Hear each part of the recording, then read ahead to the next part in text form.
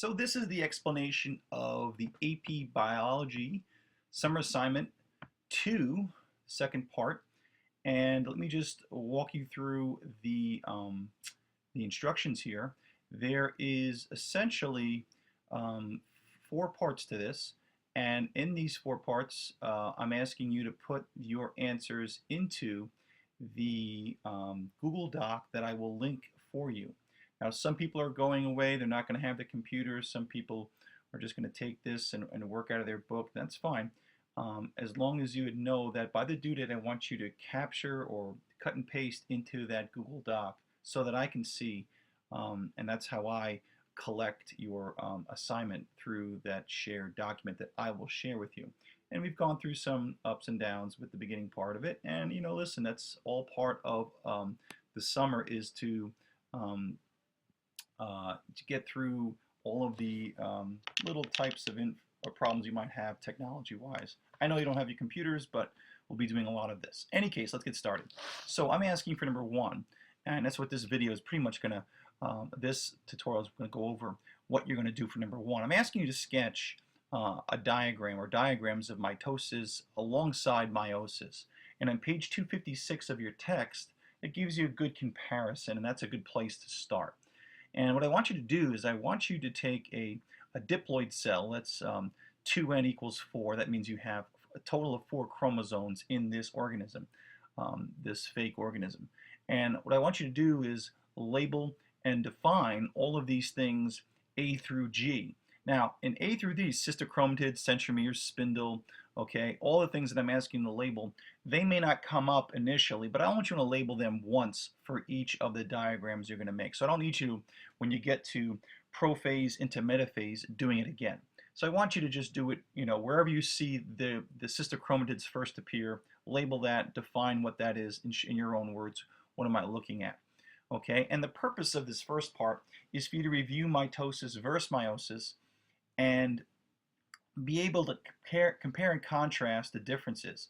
Not only that, I'm asking you to internalize and essentially come up with a flow chart that shows how the chromosomes are duplicated and then sometimes halved, okay, in this process. How is meiosis and mitosis different? Obviously, every cell undergoes a cell's life where they duplicate themselves and copy their DNA. That's mitosis. Not all cells go under meiosis, but essentially life doesn't work without either one of them, okay? Delivering of DNA or inheritable traits to our offspring is certainly one of the parameters of life and certainly evolution.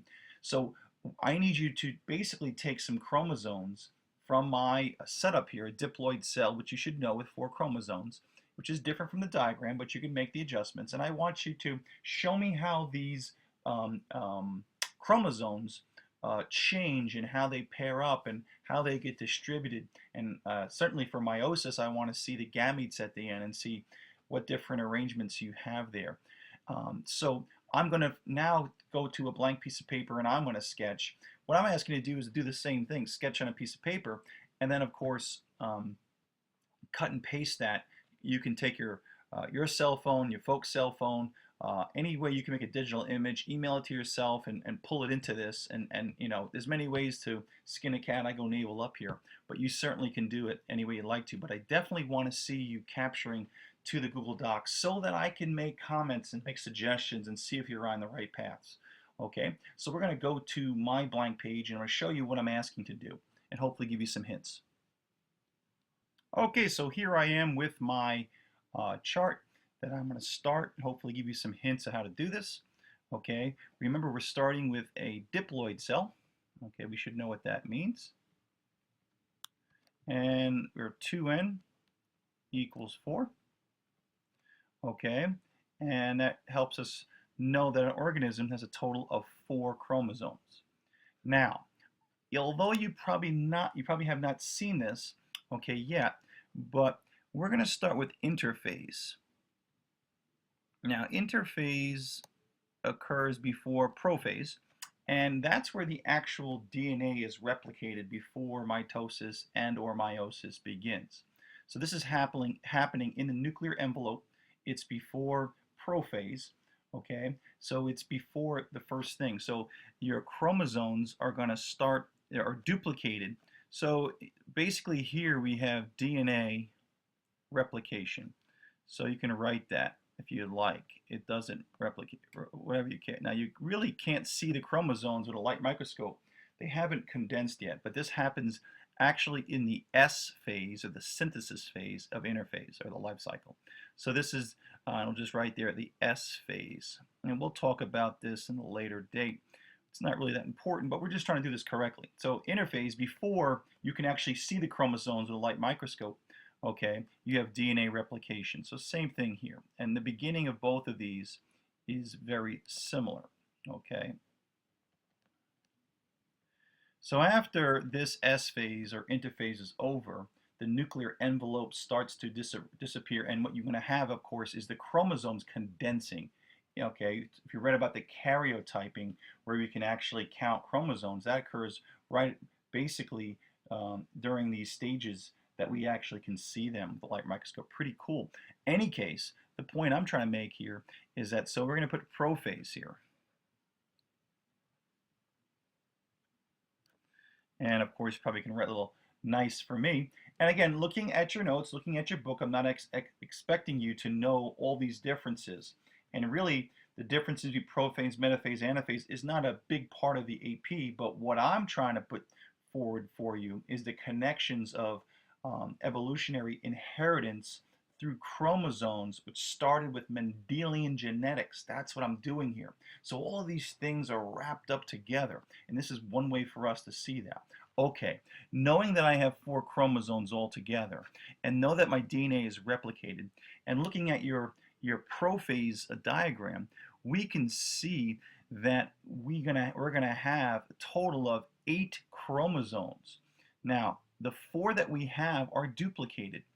So I'm going to draw them. So we have basically 4, okay, chromosomes that now have something called sister, okay, sister pairs or sister chromatids. Okay, that's what this is right here. And although I didn't draw it very well, so I'll get rid of it, I guess, they should be exactly identical. That's exactly what happened, okay, in the S phase of interphase before prophase started. These things were already replicated, and we'll talk about that process too.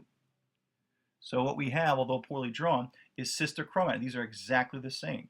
Now I told you that we are going to code, and I want you to do this process to show me how the chromosomes are coded for the color allele, okay, yellow and green.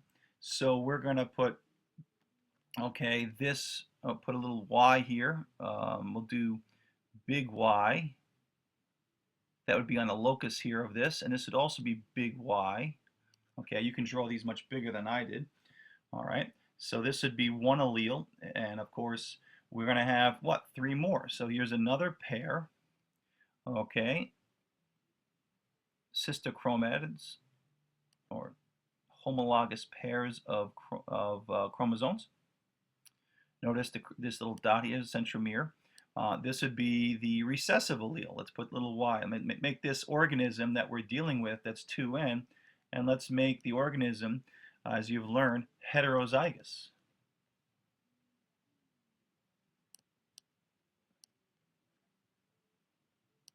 Okay, heterozygous. So we're going to have a big Y, and then we're going to have, and you can color scheme this any way you like, but I'm just going to put little y here, lowercase y. I don't know if that is different, but there you can see. So you notice, oh, Mr. Grodsky, I got 4 chromosomes, I'm done. Wrong. Remember, in interphase, we duplicated. So we started with 4 chromosomes. After interphase, now we have the 8. Okay, remember in mitosis, we're going to have daughter cells that have the exact genetic arrangement that you started with. Okay, outside of a mutant allele that could happen, or mutation that could happen in the process. Okay, so we need to have 2 more pairs. All right, so I'm going to draw another pair and another pair of sister chromatids. Here we go, another pair of sister. They're their exact duplicates. And I'll draw another copy, what the heck, magenta it out. And here's, so you can understand, and I want you to understand here is that we started with 4 chromosomes. When the DNA was replicated, every single chromosome was duplicated. So these are exact copies of each other. Okay? So we know this is heterozygous, but you notice let's say it's dominant for the yellow gene here, okay, the yellow color. And so you see YYL. So you would say, well, where did the Y and where did the little y come? Well, it was just one of these, but when they duplicated, okay, now you have 2 alleles with Y and 2 chromosomes with little y. That's what happened here. Okay, understand this, that in your diagrams, what you're going to have, and I'll label it, I don't know, pink or something. This, let's say the first one is the maternal, okay, from your mother, and this one's, okay, fraternal from your father. So let's make the first one always, I don't know, from your mother in this case, and you might want to label that. Okay, they do blue and red to show that. Okay, now of course, wait a minute, I don't think I did that right. Okay, and that's why it really is very helpful to do this, since these are exact duplicates of each other. Then if this one, okay, came from the mother, then this one is the exact copy. So this is maternal. All right, let's do a different color. Okay, gray. This would be fraternal. Okay, your father. So maybe the mother gave you the dominant allele, and the father gave you the recessive allele. But together, the Y and little y, big Y, the dominant little y, gives you a homozygous recessive for the yellow color, or you're a carrier. Okay, for the recessive allele. Either way. So again, this one could be maternal, and this one, so I'll make that fraternal because I did the gray, and this one could be the, let's do the pink, and then this one would be the maternal.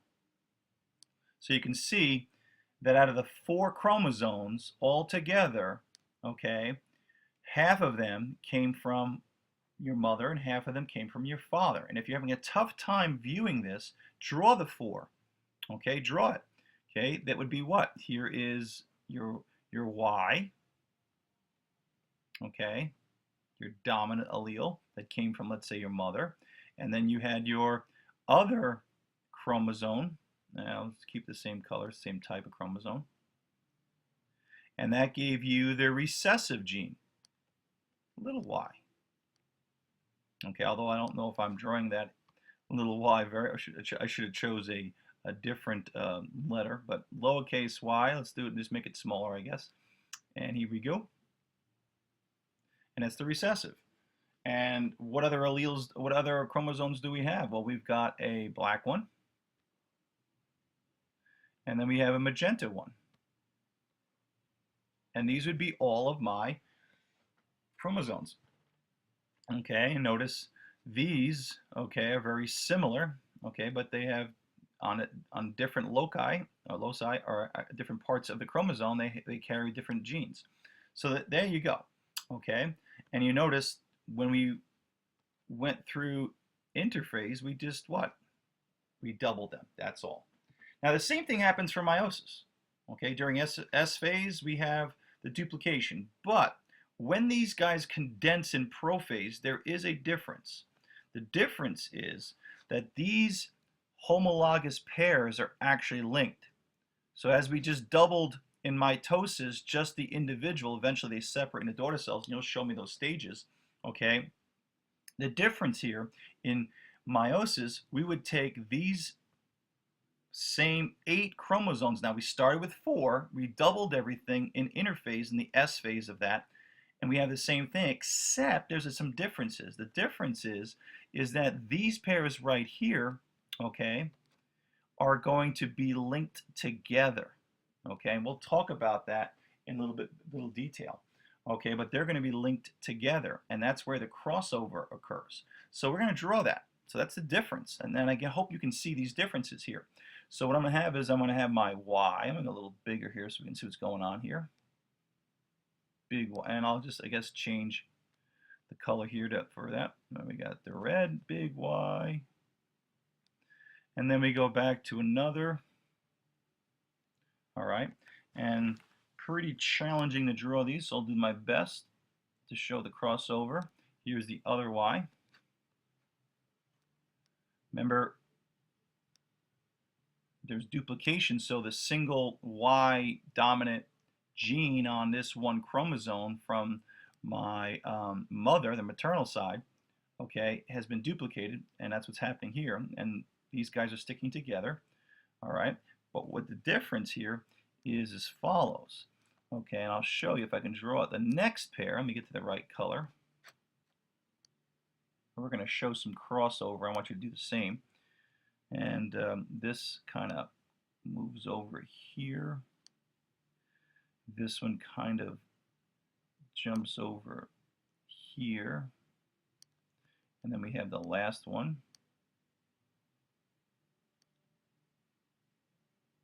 Okay, and let's just draw the recessive gene. Okay, and you should show me what this X is right here. That's something that I'm asking you to label. Okay, so we got big Y, little y, and I'm not done, because what else do I have? I have the next group. This for my mother. And crossover doesn't always occur, so I won't draw it for the next one. And then we have this magenta gene, and you can draw any color you like, or anyway, and they'll say this is attached here. Although, okay, it doesn't always have crossover, and whatever genes they are, and it's not important, but because I gave you a diploid cell, 2n equals 4, okay, it's important that you show me the 4 different chromosomes here, okay, and I can just kind of shade the magenta, okay, and you probably can follow what I'm doing here.